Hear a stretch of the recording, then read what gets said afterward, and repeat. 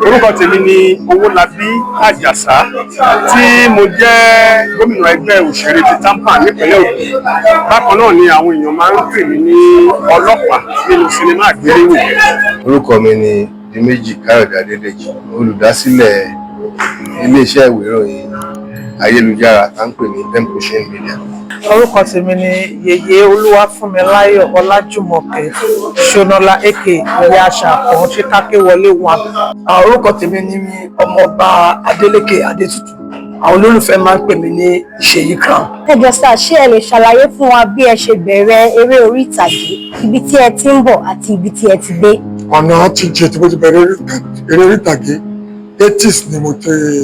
ti bẹ̀rẹ̀. Mo dẹ̀ bẹ̀rẹ̀ báwọn ṣe bẹ̀rẹ̀, mo kọ́ṣẹ́ lọ́dọ̀ ọ̀gá, àdẹ̀mú yí mọ́, à ń tì mọ́, à ń yí mọ́, à ń tì mọ́ láti gbà títí dòní. Àti débi tá ń lọ ṣùgbọ́n àyè ọpẹ́ ti yọ. Bí ọgbọ̀n ọdún sẹ́yìn ó dín bí ọdún kan ni mo ní àǹfààní láti bẹ̀rẹ̀ ẹ̀kọ́ṣẹ́ eré orí ìtàgé àti sinimá àgbéléwò ní ọ̀dọ̀ ọ̀gá mi tí orúkọ wọn ń jẹ́ Alhaji Lukman Ẹ̀bùn Olóyìndé. Àwọn ni mo láǹfààní láti kọ́ṣẹ́ eré orí ìtàgé àti sinimá àgbéléwò ní ọ̀dọ̀ wọn. Ẹ̀rí tí mo wọ́kọ́ rẹ́rìn-ín ó lọ fà ó, ọ̀nà yẹn jì gan, but mo kàn lè mú díẹ̀. Ní hairdresser ni mí, aṣerun lọ́ṣọ̀ọ́ kó tó di pé mo cross sí eré orí ìtàgé. Eré orí ìtàgé yẹn ti wà ní ara mi láti ìgbà tí mo ti ń lọ sí primary school, torí máa ń ṣe láti school. Ọ̀tún ìgbà tí mo fẹ́ ṣe yẹn, àwọn ọmọ mi sọ pé náà pé àwọn ọmọ tí wọn ò níṣẹ́ tó jẹ́ pé wọ́n máa ń ṣe rádaràda káàkiri ni pé àwọn ò lè allow pé kí n ṣe eré orí ìtàgé. Mo ṣàfilẹ̀ lásìkò gbà yẹn, mo lọ kọ́ hairdresser. So after hairdresser yẹn mo wá rí pé iṣẹ́ yìí náà ó tún ṣì wọ̀n mi náà, mo bá cross bí mo ṣe bẹ̀rẹ̀ nìyẹn. Mo bẹ̀rẹ̀ iṣẹ́ tíátà, ẹ kì í sọ pé iṣẹ́ tíátà nílẹ̀ Yorùbá ní 1976 ní Èkó, 76 lẹ́kọ̀ọ́ lọ́dọ̀ ọ̀gá mi kan tí wọ́n pè ní Lion Power. Èmi àti bàbá Jírèbí lájọ wà ní ọ̀dọ̀ ìtọ́ yẹn, ibi tí Ajírèbí ti kọ́ṣẹ́ tíátà, ibi tí wọ́n ti kọ́ ń bà yẹn. Then from there mo mú Fàṣàbẹ́kúta, mo pàdé Ọláyà 1979. Mo di méjì àti padà sábẹ́kúta yẹn, mo wá padà sí school ni. So mo èmi àti Diméjì àjọ wà lókè àgbo because ọmọ Òwu ni Diméjì, Alásàrè, Bóyè, Àpọ̀bẹ́ yẹn àti Káṣí Máwo Tọ́bọ́lá ọmọ Òwu ni wá. So àjọ wà ní àjọ ṣe tíátà àti wà lókè àgbo Òwu yẹn ni à ń ṣe díẹ̀. Bàtú wá yá ẹnìkan wá sọ pé òun fẹ́ mi lọ sódò ẹnìkan tó ń pè ní Bàbá Kóńgò. Ìgbà Ọláìyá ò ti máa jọ́ láyà, Bàbá Kóńgò ni wọ́n ń pè, and that was 1979. So wọ́n mú lọ sọ́dọ̀, èmi nìkan ló kọ́kọ́ mú lọ, ènìyàn kan lọ àti rí Ọláìyá. Èmi náà lè máa ń ṣe kọ́mẹ́dì, òun náà lè máa ń, ó ti ní group tiẹ̀. So wọ́n ní àpapọ̀ àwọn náà ní tíátà kan náà ń ṣe ní òkè àgbo Òwu. Ìṣe ní kó máa rẹ̀ máa kún ọba ní èmi ti wà lọ́dún already. Bàtú wá máa tó nǹkan bí ọ̀sẹ̀ méjì ọ̀sẹ̀ mẹ́ta àjọ wa lọ sí ní group Ọláìyá ti ní group tiẹ̀ tẹ́lẹ̀, ọ̀gá dẹ̀ ni. Mo bẹ̀rẹ̀ láti ìgbà tí mo ti wà ní ilé ẹ̀kọ́ gíga Tanko secondary school. Mo ti nífẹ̀ẹ́ iṣẹ́ ìwé ìròyìn. Mi ò ní nǹkan méjì lọ́kàn láti ìgbà tí mo ti bẹ̀rẹ̀ pé iṣẹ́ tí mo fẹ́ ṣe tó kọjá iṣẹ́ ìwé ìròyìn. Mi ò ronú lọ síbòmí. Nígbà tí mo wà ní secondary school yẹn, mo rántí pé ńgbà yẹn mo máa mú pépà, mo máa ráp ẹ̀bí microphone, màá máa lọ láàárín àwọn àjọ wà ní kíláàsì. Mo fẹ́ ṣe interview fún yín, nígbà yẹn. Lẹ́yìn ìgbà yẹn mo jáde secondary school. Láyé ìgbà yẹn dẹ̀ ní tó bá jáde school ṣé wọ́n pọ́n láti dúró fún bí ìgbà díẹ̀ kó tó rí pé ó tún máa ní admission science institution. Mo fi gba eré iṣẹ́, mo wá ń ṣe ní State Hospital Abẹ́òkúta nígbà yẹn. Ní gbogbo ìgbà tí mo ń ṣe mo ti máa ń kọ lẹ́tà. Ìwé ìròyìn kan wà tó ń pè ní Daily Sketch nígbà yẹn. Daily Sketch yẹn ibì kan wà ń bẹ̀ tó ní mẹ́ta tó di editor, kọ́lọ̀mù kan ló ń jẹ́ bẹ́ẹ̀. Àwọn nǹkan tó bá lè kọ tó rí pé ó wúlò lágbègbè ẹ tàbí ní káàkiri èèyàn lè kọ, tó bá kọ tó bá kà tó má rí pé ó ó wúlò wọ́n máa lò nínú ìwé ìròyìn.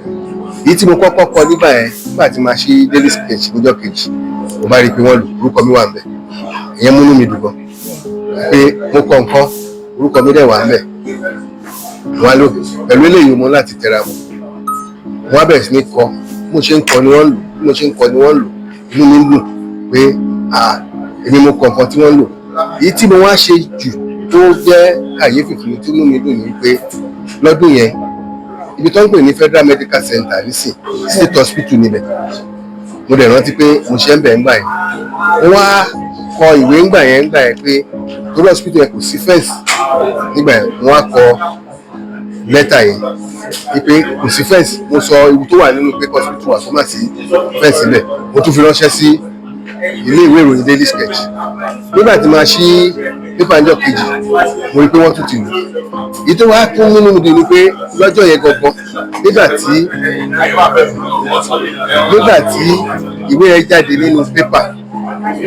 mo rántí pé ológun ni gómìnà Ògùn State nígbà yẹn ní tí mo kàn máa rí pé nígbà tí gómìnà ka ìwé yẹn ó ṣe pé kọmíṣánná ayé Ọlọ́run yẹn ó yẹ pé kọmíṣánná nìyẹn ó bẹ̀ tó pé kọmíṣánná ló ní kọ́ lọ ṣe fẹ́ǹsì yẹn ló jẹ́ pé wọ́n fi ṣe fẹ́ǹsì yẹn ní gẹ́gẹ́ bí ìwé tí mo pẹ̀ ló fà á tí wọ́n fi ṣe fẹ́ǹsì yẹn. Inú mi á dùn pé èmi kọ ìwé tó dẹ̀ mú ìlọsíwájú wá fún hospital yẹn tí ó máa jẹ́ nǹkan tó jẹ́ ìdùnnú fún mi wípé kò sígbà tí mo bá kọjá níbẹ̀ yẹn tí máa rí fẹ́ǹsì yẹn mo máa wò pé iṣẹ́ ọwọ́ mi ló mú ilé ìwà ó jẹ́ ọ̀tún lọ́wọ́. Ṣé ìbá ní ká sọ̀rọ̀ rí ó pọ̀ o ṣéjọ́ ká lọ ni ká tún má ṣiṣẹ́ a dẹ̀ máa wà ní location bóyá bíi 3 or 4 days a kàn máa gbọ́ syrup for this iṣẹ́ yìí ẹ̀sà mi tí ìṣiṣẹ́ ká dúró the next location nígbà kan ó tiẹ̀ ti fẹ́ sún mi pé kí ni mo wá dára mi láàmú fún because ní ṣọ́ọ̀pù mi mo ná ọmọọṣẹ́ like bíi 15 ó pé iṣẹ́ yìí náà kí ló dé tí mi kúkú fèsì ẹ̀ but nǹkan tó bá wù yàn lè fi wé nǹkan tí ó wù yàn but mo dẹ̀ dúpẹ́ lọ́dọ̀ Ọlọ́run pé kì í ṣe pé mo ṣe láṣẹdànù mo ṣe mo rérè níbẹ̀ ni. Ẹ káàbọ̀ padà lórí ètò yín ètò wa Yorùbá Àtàṣà gẹ́gẹ́ bẹ́ẹ̀ ṣe pé Yorùbá Àtàṣà òun náà ni ètò náà ni Yorùbá Àtàṣà kí ló bá wá ṣe lórí ètò wa Yorùbá Àtàṣà a máa mú àwọn ìròyìn ìṣẹ̀lẹ̀ káàkiri wá àti pé a máa mú àwọn òdògbò sórí ètò wa láti lè kẹ́kọ̀ọ́ tàbí kejì látara wọn ni tó bá jẹ́ pé nǹkan ọ̀rẹ́ tẹ̀yìn darapọ̀ máa lórí ìkànnì yìí a máa rọ̀ yín a máa bẹ̀ yín ẹ bá wa tẹ subscribe button ẹ bá wa like video wa ẹ sì bá wa share eléyìí máa lè fún yín láǹfààní láti lè máa ra àwọn fúlọ̀rọ̀ wa míì tá a bá fi sórí ìkànnì yìí ẹ darapọ̀ mọ́ wa ẹ ká jọ gbádùn ètò tòní. Lẹ́yìn ìgbà yẹn nígbà tí mo wà ní school yẹn náà wọ́n máa fún mi ní pocket money mo máa ń yọ nínú pocket money mi mo máa fi ra pépà tó máa ń kà nígbà yẹn wọ́n wá wà lọ́fíìsì ìjọ kan bí mo ti ń ṣiṣẹ́ lọ́wọ́ ní ọ́fíìsì ẹ mọ̀ pé mo lọ pé mo máa ń ka pépà mo wá ṣí pépà yẹn mo máa rí ọkọ̀ admission Nigeria Institute of Journalism pé àwọn tó bá fẹ́ lọ school yẹn wọ́n á wò pé iṣẹ́ tó wù mí ṣe lélẹ́yìí wọ́n á gba fọ́ọ̀mù yẹn nígbà tí mo gba fọ́ọ̀mù yẹn gbogbo àwọn kan tí mo fi kọ sí sketch nígbà yẹn mo mú gbogbo ẹ̀ mo kó jọ mo fi sí application tó tí mo ṣe yẹn ló fà á tí wọ́n fi fún mi ní admission sí Nigeria Institute of Journalism mo yìí lọ sí school yẹn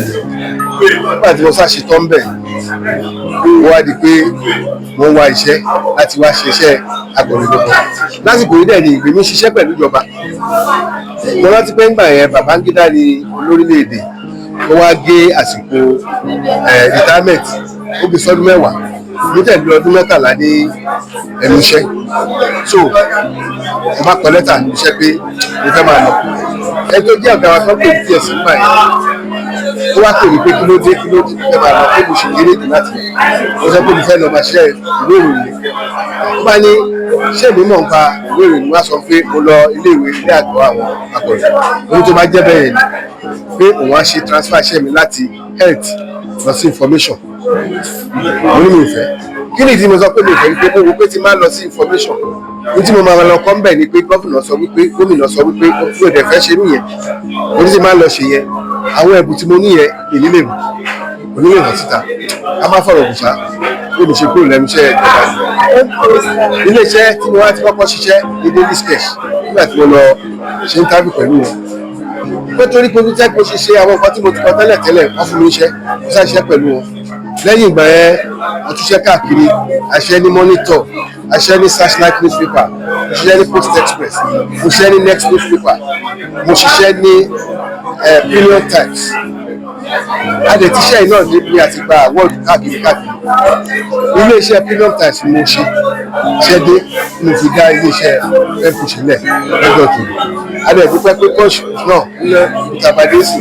ó ti di iléeṣẹ́ tó lókìkí káàkiri a ti rìnrìn àjò pẹ̀lú ẹ̀ lọ sí ọ́fíìsì àwọn British Broadcasting Corporation a ti lọ sí Bell Television ní London wọ́n fún ẹlẹ́bùn ní South Africa lọ́rọ̀ kan ṣẹ́ríṣẹ́ ìwé ìròyìn gẹ́gẹ́ bí èmi ṣe ló dàbí lọ́dọ̀ tèmi ó dàbí èèyàn fi àkàrà jẹ mọ́mọ́ inú wọ́n máa ń ṣiṣẹ́ ìwé ìròyìn lọ́rùn tí má dàgbà tí má lọ sọ̀rọ̀ iṣẹ́ náà ni màá ṣe láyé bá dẹ̀ fún gbàyàn pé kí wọ́n padà wá sáyé iṣẹ́ ni mo máa ṣe torí pé mi ò ní nǹkan pè ní regret nínú ẹ̀ ó jẹ́ iṣẹ́ tí ó dùn mí nínú tó wù mí tó dẹ̀ mú mi mọ̀yàn. ní gbogbo àsìkò yẹn tí à ń kọ́ṣẹ́ lọ́wọ́ Ọlọ́run fún wa ní oore ọ̀fẹ́ láti máa fi mọ̀ bó ṣe tọ́ àti bó ṣe yé wa yékéyéké nígbà tó dẹ̀ di wípé àwa náà gba òmìnira a di òmìnira ara wa àwa náà kọ́ṣẹ́ àmọ̀ṣẹ́ àdẹ̀ṣe àgbàyọ̀dákò lọ́dọ̀ ọ̀gá wa ìròyìn àwa náà ti bẹ̀rẹ̀ sí ní kó àwọn ọmọ jọ a máa ń act díẹ̀díẹ̀ ṣùgbọ́n eléyìí tí èmi yàn láàyò tó pọ̀ dáadáa òun ni à ń pè ní crew member ìyẹn àwọn tí wọ́n wà ní ẹ̀yìn kámẹ́rà ìtẹ́mi dìmú nínú crew òun ni production management ẹni tó manage production ẹni tó ṣe alákòóso eré orí ìtàgé àti sinimá àgbéléwò so bí a ṣe ń ṣe wẹ́rẹ́ nìyẹn tí Ọlọ́run lè fi fún wa ní oore ọ̀fẹ́ láti di ẹni tí Ọlọ́run fi hàn láwùjọ látàrí iṣẹ́ ọlọ́pàá tí a máa ń ṣe nínú sinimá àgbéléwò ohun tó lè fà á ká fi ń ṣiṣẹ́ ọlọ́pàá náà ni pé èmi ò kí ń dá irun sí ní gbogbo àsìkò yẹn léyìí tó túmọ̀ sí wípé tó bá ti wá ní ìdí ẹni tó fẹ́ ṣe ọlọ́pàá wá ní kán lọ kó aṣọ sí Owólabí Àjàsá lọ́rùn nítorí pé kò ní irun gbọ̀n bá a ṣe bẹ̀rẹ̀ nìyẹn tọ́lọ́run dẹ̀ fi oore ọ̀fẹ́ sí tó fi di pé a di ìlú mọ̀ọ́ká nígbà tí àwa ń láǹfààní àti máa wọnú òṣèlú nínú ẹgbẹ́ eré orí ìtàgé wa tá à ń ṣe àti láǹfààní láti ṣe akọ̀wé ẹgbẹ́ yẹn ní local government level lẹ́yìn ìgbà yẹn náà a ṣe alága ní ìjọba ìbílẹ̀ Ọ̀dẹ́dá local government nínú ẹgbẹ́ yẹn náà ó tó di wípé mo láǹfààní àti pé mo fẹ́ tẹ̀síwájú láti ṣe gómìnà ẹgbẹ́ a ti ṣe gómìnà ọdún mẹ́rin àkọ́kọ́ ọdún mẹ́rin ẹ̀kejì ló là ń ṣe lọ́wọ́ yìí lásìkò tá à ń ṣe gómìnà ọdún mẹ́rin àkọ́kọ́ yẹn òun la ní lọ́kàn. ẹ jọ̀ọ́ sà, báwo ni ètò ẹ̀kọ́ yìí ṣe mú kún ìmọ̀ yín nínú iléeṣẹ́ fíìmù? pé níbi tí ayé ń lọ yìí ẹ̀kọ́ dáa púpọ̀ ìwé kíkà ó dáa púpọ̀ jù kò sí tí èèyàn lè jẹ́ tó bá tún fi ìwé díẹ̀ tó bá tún fi kún á tún gbé lárugẹ díẹ̀ sí so nǹkan yẹn la ní ká pàṣẹ lẹ́gbẹ̀ẹ́ adẹ́dúpẹ́ lọ́wọ́ iléèwé Christian University wọ́n gbà wá bá a ṣe rí wọ́n dẹ̀ kọ́ wa dáadáa pé ókè ẹ̀yin náà lọ ẹ wá kọ́ iṣẹ́ yìí kẹfì ní certificate kẹfì pẹ̀lú tẹ́ ti kọ́ níta tẹ́ ti mọ̀ ẹ bá pa méjèèjì pọ̀ ẹ̀rí kó máa yàtọ̀ lágbàtà rẹ̀ ti débí tá a ti kẹ́kọ̀ọ́ ìtàn tá a ṣàṣetán gbogbo táwọn náà rí bí a lọ lò níta ó dẹ̀ wúlò fún wa. ṣe rí iṣẹ́ wa ọlọ́pọlọ pípé ló máa ń ṣiṣẹ́ yìí because wọn kàn lè fún dìdìrín ní script pé kó má mọ ibi tó máa bẹ̀rẹ̀ àti ibi tó máa end sí tí èèyàn bá dẹ̀ kàwé náà iṣẹ́ wa yìí ó ṣòro díẹ̀ a kàn rí pé òun wà lójú kan ṣo ni bọ̀ tó bá kàwé níwọ̀nba tó fi pẹ̀lú ẹ̀ ó máa jẹ́ kí iṣẹ́ yìí tètè yé ó lè máa jẹ́ kí iṣẹ́ yìí tètè move ṣe understand nígbà tí gómìnà wa Comrade Owólabí Àjàsá Ayékúọlá JP tí wọ́n sọ fún wa wípé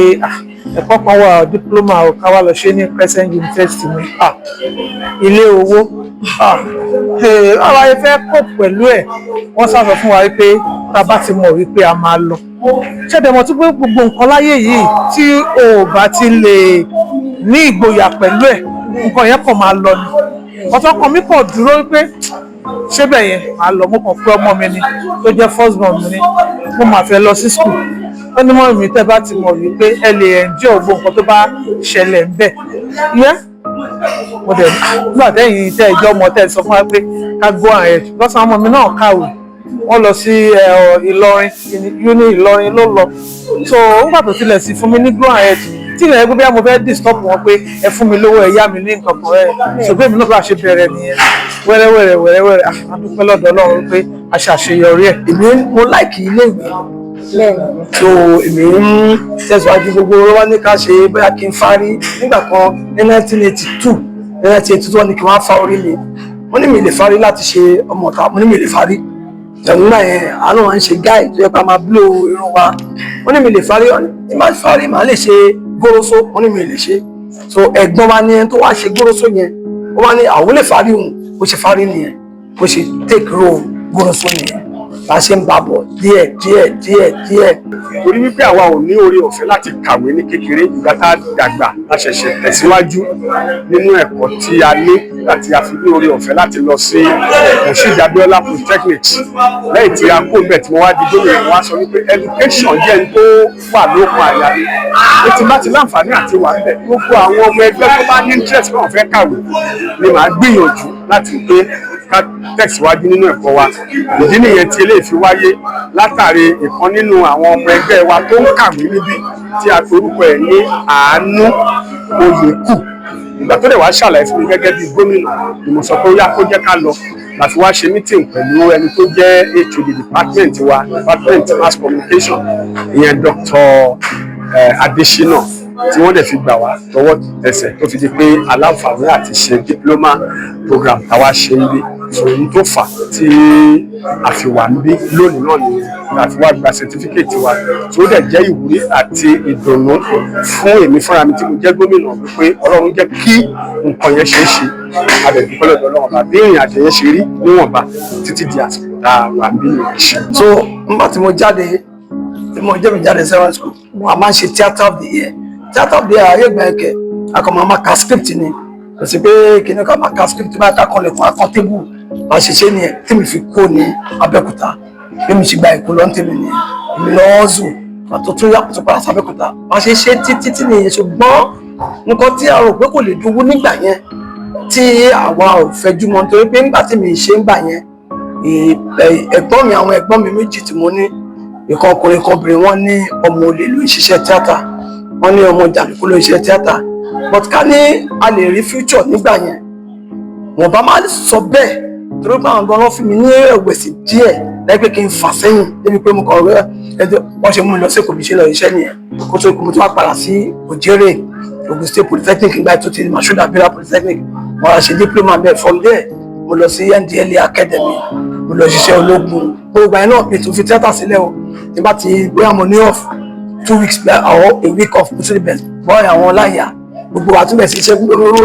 mo tún fi pa àṣẹ́kọ̀ọ́ mi tó bá jẹ́ ṣe nìyẹn ṣùgbọ́n nígbà yẹn iṣẹ́ tíátà ó le gan because òun láti wà ó máa forí ru aṣọ ní ìsìn iṣẹ́ tíátà wa ní ìsìn ó ti di nǹkan tó tí ò le púpọ̀ ṣùgbọ́n ó le náà ọ̀gbìnyẹn ọmọ tó bá fẹ́ forí tì and more so education is the key to success of that theatre culture because if you don't read if you don't have certificate ní ayé àtijọ́ wọn tó kọ́ máa kọ́ ọmọ gáràjì sí kó wá ṣe doctor ní ìsinyìí if you are not sound very well ní English or in whatever in any course tó bá ṣe if you are not sound you must be able to speak good English ìgbà náà lè sọ pé òkè wá ṣe lawyer wá ṣe doctor wọ́n tún ọ̀bẹ ayé àtijọ́ kan sí pé nǹkan ẹ máa ṣe ni ẹ máa rí nǹkan tẹ́ máa kàn sóni ẹ kàn máa sọ right no you have to sound òun láti ní good knowledge especially English kó tó ní kó bá sọ pé o fẹ́ ṣe theatre we don't just accept or we admit lay about or miscount into our association no go at least tó bá tiẹ̀ kàwé tiẹ̀ ní OND reason táwọn àgbàlagbà ìkàfẹ́ wá kàwé ní Christian University nìyẹn. báwo ni ẹ ṣe rí ìlọsíwájú eré orí ìtàgé ní orílẹ̀-èdè? Ìlọsíwájú wà dáradára nítorí nígbà tí àwa wá kọ́ṣẹ́ bí ọgbọ̀n ọdún sẹ́yìn yẹn ibi tí eré orí ìtàgé àti sinimá àgbéléwò wà nígbà yẹn ó ti yàtọ̀ nísìnyí ẹ̀kọ́ gbogbo náà lájọ mọ̀ wípé technologies ti yàtọ̀ sí gbogbo ìgbà yẹn. Ní ìgbà tí àwa wá kọ́ṣẹ́ kò sí tó ń jẹ́ wípé o lè wo fíìmù lórí fóònù lẹ́yìn wípé o ra késẹ̀tì ó ń wò nílé. Ṣùgbọ́n ní ìsìn ìmọ̀ ti jẹ́ ká mọ̀ wípé bí èèyàn bá fẹ́ wo fíìmù lórí fóònù yóò wò. And apart from that, equipment tá à ń lò nígbà yẹn, àwọn irinṣẹ́ tá a fi ń ṣiṣẹ́ nígbà yẹn ó ti yàtọ̀ sí ti ìgbàlódé tòde òní tí a fi ń ṣiṣẹ́. So ìtẹ̀síwájú tó pọ̀ rẹpẹtẹ ó wà nínú iṣẹ́ eré orí ìtàgé àti sinimá àgbéléwò lásìkò yìí ju àgbègbè lọ. Ìmọ̀ràn wọn lẹ wá lè fún àwọn ọ̀dọ́ tó ẹ̀ṣẹ̀ fẹ́ bẹ̀rẹ̀ iṣẹ́ fíìmù. Kò sí ìmọ̀ràn tí mo fẹ́ fún ọ kọjá pé kò sí bó ṣe kó dàgbà tó, get educated. Education was very important gan, very important. Ẹlòmíì àmọ́ àgbẹ̀ mo ti darúgbó, ẹlẹ́ran ni mí, aláta ni mí, ẹlẹ́pọ̀ ni mí. No, àwọn grandma lájọ wà ní class pẹ̀lú àwọn ọmọ wa. Ọ̀rọ̀ ara mọ́ tẹ́lọ̀ tó lórí kodò ọmọ tó rán, sàwọ́lá mọ̀ nǹkan tá a wá wá. Kò ṣe pé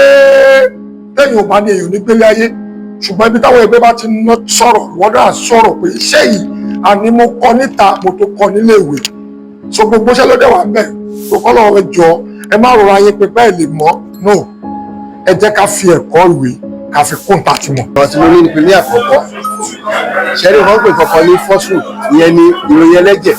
wọ́n máa yà ń di ẹ̀wọ̀n ẹni tó bá fẹ́ lè lọ síwájú nínú iṣẹ́ má bá wọn dábàá nínú ìwé ìròyìn ẹlẹ́jẹ̀ torí pé ó máa pààyàn ní ìlú ẹni tí àwa bá ti ṣe irú ẹ̀dá dé lónìí àdúgbò bẹ́ẹ̀ wọ́n máa ń tẹ̀ mọ́ àwọn tó ń bọ̀ lẹ́yìn ní ti pé nǹkan pè ní ìròyìn ẹlẹ́jẹ̀ má bá wọn ṣe rárá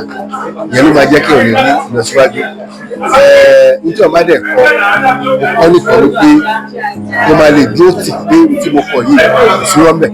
Àwọn olóyìnbó ẹni star jù wá lọ, àwa náà ní star, ṣùgbọ́n wọ́n wá sọ pé if you don't have a certificate you are not an authority ní field yẹn, but if you have a certificate you are an authority because àwọn ọmọ tó lọ ṣe theatre wọ́n sọ pé look I have BSc in theatre arts and kìnìkan wọ́n ní ìwọ ńkọ́ àwọn Spain àti ẹ̀yìn ọlọ́run ṣògo jungle kìnìkan primary school ẹ̀lámi àtà ọ̀gá wa no at least diploma làánà ní nìsín ní films performance and communication studies àwọn náà kọ àwọn olóyìnbó yẹn àwọn English yẹn as pé no hey don't shout me down look I'm a professional I have a certificate I went to Crescent University and I did so course so kò lè shout me down kò lè sọ pé sit down no it's not possible so adúpẹ́ lọ́wọ́ Crescent University tí wọ́n ti ẹ̀gbá bó ti ṣe pé àjàgbàdẹ́rà fóònù wa òye adúpẹ́ lọ́wọ́ náà. Well, àmọ̀ràn tí mo lè fún àwọn ọ̀dọ́ tí wọ́n fẹ́ darapọ̀ mọ́ eré orí ìtàgé tàbí sinimá àgbéléwò náà ni wípé Yorùbá sọ wípé ohun tí wọ́n bá fi ẹlẹ́mọ̀ṣọ́ ṣọ́ òun ni kó ṣọ́ èèyàn ò dẹ̀ gbọ́dọ̀ wú ariwo ọjà ẹni tí wọ́n bá nájà ló gbọ́dọ̀ máa wò ní gbogbo ìgbà tí wọ́n bá láǹfààní láti darapọ̀ mọ́ wa kí wọ́n farabalẹ̀ kí wọ́n kọ́ṣẹ́ yẹn kí wọ́n dẹ̀ mọ̀ ó máa jẹ́ ní tó máa wúlò fún wọn lọ́jọ́ ọ̀la kì í ṣe pé wọ́n máa dé lónìí wọ́n máa ní àwọn fẹ́ di celebrity láwọn tó ti lórúkọ ńláńlá kò kì í rí bẹ́ẹ̀ gradual process lọ́rọ̀ lé ayé ṣísẹ̀ntẹ̀lé ni ààyò ẹsẹ̀ kan kúrò níbí àgbé mi síbẹ̀ ni tó bá lè tẹ̀lé gbogbo àwọn àmọ̀ràn yẹn ó dá mi lójú wípé dídùn lọ́sàn máa sọ nínú ayé wọn.